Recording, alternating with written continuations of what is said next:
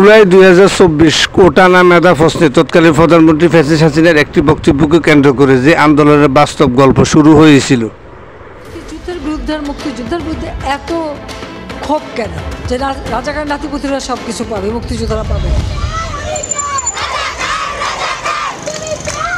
পরবর্তীতে ছাত্রছাত্রীদের তুচ্ছতাচ্ছিল্য করে অহংকারমূলক বক্তব্যের পরিপ্রেক্ষিতে ফ্যাসিস্ট সরকারের পতন ঘটায় ছাত্র জনতার সম্মিলিত ঐক্যের মাধ্যমে বিশ্বের মাঝে নতুন এক বাংলাদেশের গল্প ছড়িয়ে দেওয়ার আশায়।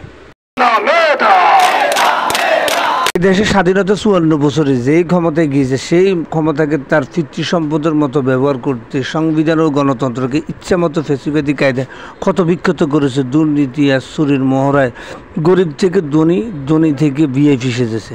এই ধারাবাহিকতায় সর্বশেষ দীর্ঘ 17 বছর তৈরিকৃত ফ্যাসিস্টের এক শক্তিশালী বলয়ের ভিত রুখে দিতে এই দেশের লক্ষ থেকে কোটি ছাত্র জনতাকে অমানবিক অত্যাচার, নিপীড়ন, যন্ত্রণা সহ্য করতে হয়েছিল। কতজনের যে গুম হতে হয়েছে তার হিসাব নেই। আন্দোলনের নির্দেশদাতার একরোখা মনোভাব নীতির ভয়ে রাজনৈতিক দলগুলো যখন নীরব ছিল, তখন এই আন্দোলনে গরিব ও মধ্যবিত্ত ছাত্র জনতার ঐক্যের বলিষ্ঠ এক শক্তির ঝংকারে ফেসিবাদের সকল অহংকার শূন্য বিচ্ছিন্ন করে দেয়।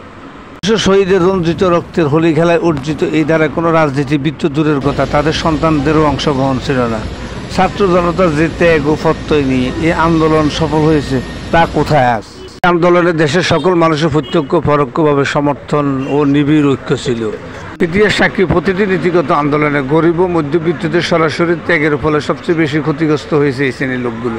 ছাত্র জনতার আন্দোলন আর ব্যতিক্রম ছিল না। জুলাই 2024 থেকে জুলাই 2025 পর্যন্ত দেশের মানুষ প্রতিহিংসা, সিন্ডিকেট, বেকারত্ব, সংস্কারের কথা বলে রাজনৈতিক দলগুলো এবং সরকারের মধ্যে মতনৈক্য ছাড়া কিছুই পায়নি।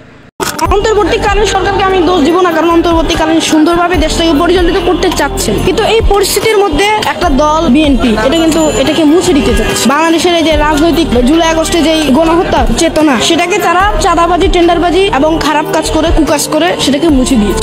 রাজনৈতিক পরিবেশে 1971 সন থেকে এই পর্যন্ত যদি কোনো হিসাব করা হয়, ইসলামিক দলগুলো ব্যতীত বাংলাদেশে কোনো দলই সুন্দরভাবে তাদের রাজনৈতিক পরিবেশটাকে গড়ে তুলতে পারে একমাত্র ইসলামিক দল ছাড়া। এর মধ্যে জামাত ইসলামী আছে। বিগত ফ্যাসিস্ট সরকারের কর্মকাণ্ডের জন্য শাস্তি চলমান থাকবে, কিন্তু এই দিয়ে পড়ে থাকলে বন্যা মোকাবেলা, মাইলস্টোন স্কুল সহ বিভিন্ন কিছু সংস্কার কিভাবে সম্ভব? দেশের মানুষ যে আশায় আন্দোলন করেছেন তার বিনিময়ে চাঁদাবাজি, খুন কোনো ব্যাপার নয়। গণতন্ত্রের নামে জনগণ চায় না পারিবারিক তন্ত্র। তাহলে কেন সংস্কার কোথায় হলো? সিন্ডিকেট ভাঙে নেয়, মানুষ বেকার হয়ে আছে, কর্মসংস্থান হচ্ছে না, গরিব মধ্যবিত্ত প্রতিদিন আয়ের সাথে ব্যয়ের সঙ্গতি মিলাতে পারছে না, ঘুষ লেনদেন কি বন্ধ হয়েছে?